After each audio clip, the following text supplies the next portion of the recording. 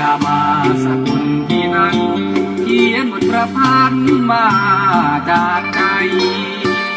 เกิดที่บ้านเป็นแต่น้องหางตำนานอะไรเพลงนี้แต่งมาจากใจเพื่อบอกให้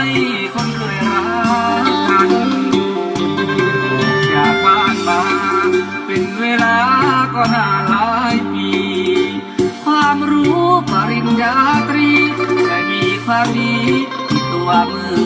อนกันพี่น้องอย่าลืมลูกหลานสกุลเฮานั้นฝากชื่อผมยนต์สวรรค์ไว้ในอ้อมใจของไทยสกุลขอความเมตตาพี่น้องจ๋าแฟนๆทุกท่านได้ฟังเสียงยนต์สวรรค์ให้สุขสันต์สุขใจทุกคนขอฝากสำเนียงเสียงเพลงจากคนจนรักน้อยแต่ให้ดน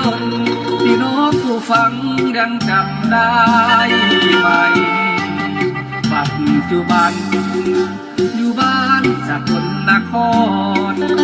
ตอนนี้จึงอยากจะย้อนฝากมาเป็นกลอนลำนำเพลงใหม่ขอความสงสารขอทุกท่านเป็นกำลังใจร้านของเท้าผาแดงนาไอขอแรงใจจากท่านผู้ฟัง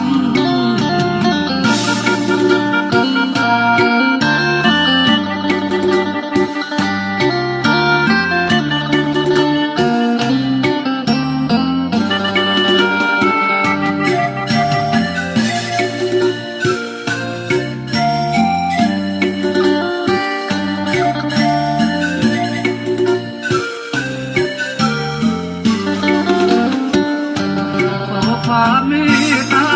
พี่น้องจ๋าแฟนๆทุกท่านได้ฟังเสียงยนต์สวรรค์ให้สุขสันต์สุขใจทุกคนขอฝากสำเนียงเสียงเพลงจากคนจนรักน้อยแต่ให้ดนพี่น้องผู้ฟังยังจำได้ไหม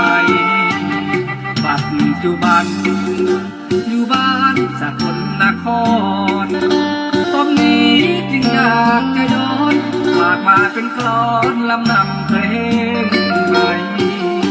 ขอความสงสารขอทุกท่านเป็นกำลังใจร้านของเท้าผาแดงนาไอขอแรงใจจากท่านผู้ฟัง